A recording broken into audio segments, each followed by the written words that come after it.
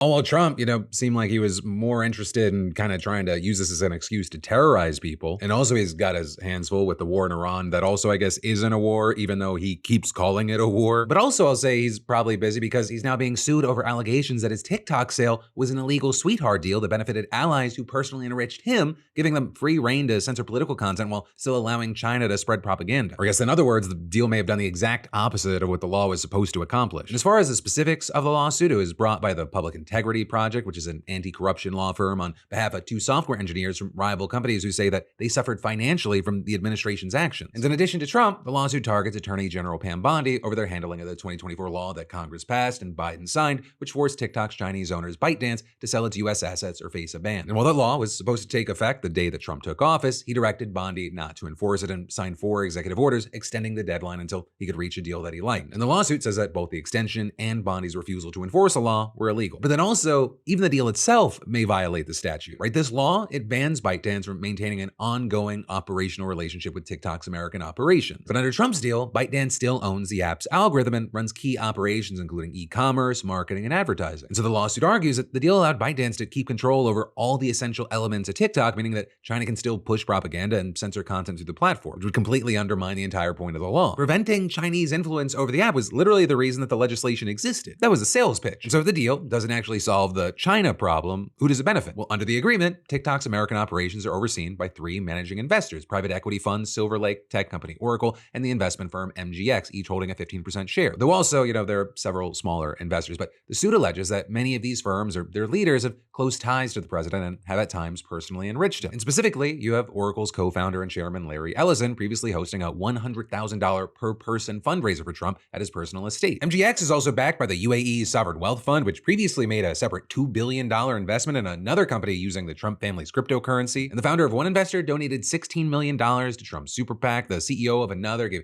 $1.25 million to his primary political committee. And here's a number that I think kind of ties it all together. These firms, they bought TikTok for just $14 billion.